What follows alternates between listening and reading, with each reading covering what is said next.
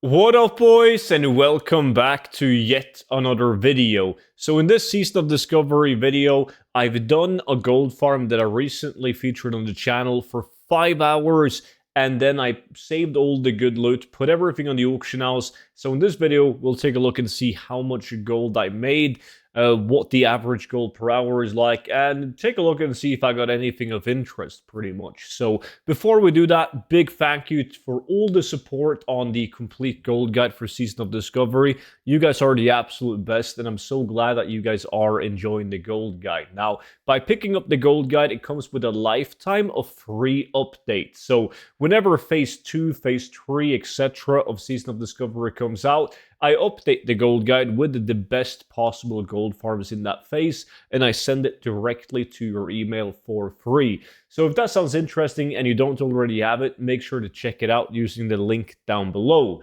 So the farm that I did for 5 hours now is this one right here. We're killing all the worgens at this farm, like down south in Duskwood. And they hyper spawn like absolute crazy. It is one of the most fun farms that I've done in Phase 1 because they spawn so fast that sometimes it's actually quite challenging. You have like 6-7 mobs dead on the ground that you're trying to loot, but you just can't loot it because there's constant respawns like on top of you.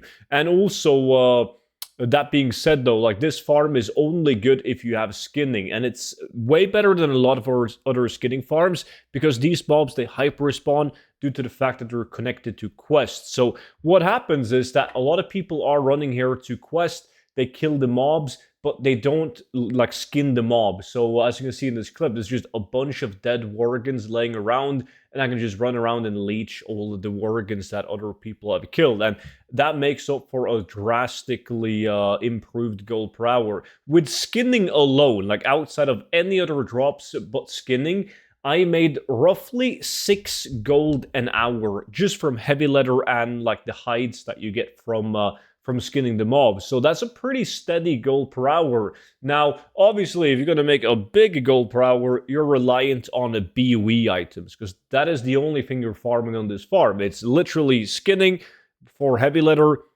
and then you pray for BOE items. Now, I can honestly say that this was the worst RNG 5 hours that I've had so far in the Season of Discovery. I've never received this few amount of BOE items in 5 hours that I did this time. So, that being said though, I made like roughly 10 gold, 2 gold an hour, slightly above that in raw gold, like silver pickup and vendor and gray items.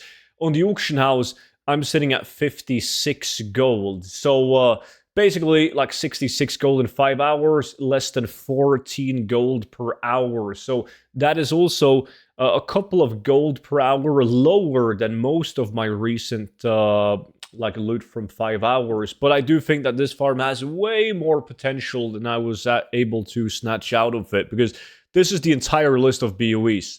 There's not a lot of BOEs. A lot of these BOEs are like the Shadow Weaver leggings and Dark Runner boots are mobs or items that drop specifically from the worgens that we're killing. So nothing to be impressed by.